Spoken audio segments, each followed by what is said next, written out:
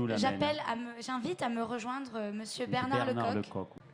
Bonsoir, merci beaucoup d'être avec nous. Comment est-ce qu'il vous a présenté le projet du coup ? C'est venu comme ça, j'étais, je sais pas.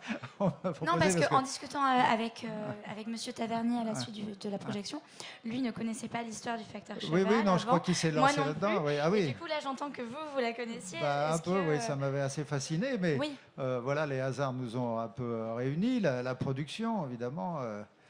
Alexandra Fechner, elle avait proposé à Nils, et puis bon, moi, comme j'avais tourné avec eux, ils se sont dit tiens, tu viendrais pas dans l'aventure. J'ai dit oui, avec le plus grand plaisir. J'étais content de trouver là Nils. J'ai tourné avec son père déjà auparavant, et j'ai découvert un type.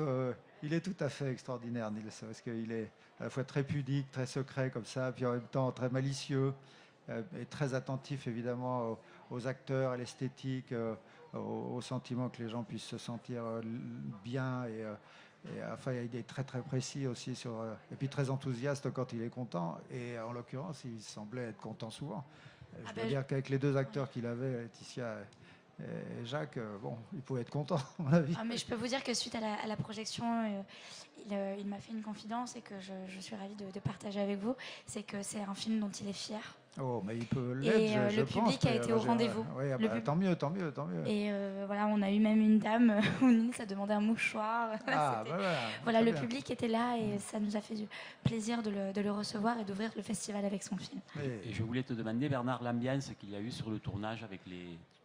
C'est toujours comme ça, enfin c'est pas toujours comme ça, mais quand on tourne dans des endroits où tout à coup on investit des villages qui sont en général évidemment des villages qui sont très préservés, qui sont beaux, qui sont alors tout à coup on se mêle évidemment un petit peu à la population. On a passé des moments absolument épatants. Il y avait un restaurant comme ça chez Joseph qui nous recevait et qui nous faisait des choses absolument éblouissantes chaque soir. Il fallait faire attention de ne pas trop ni boire ni manger, parce qu'il faut quand même travailler. Oui.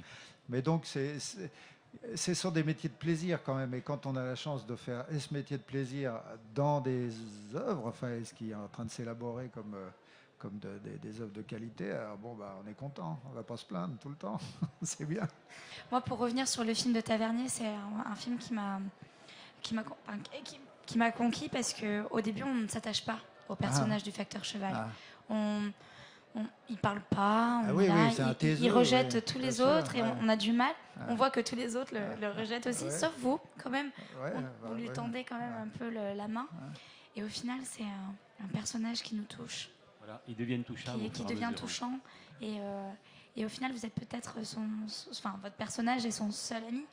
Oui, c'était cette petite partition-là que j'avais à jouer, ça m'a beaucoup plu, d'autant que j'aime beaucoup Jacques Gamblin par ailleurs, et que son travail à lui, en effet, consistait vraiment à montrer cet homme comme ça qui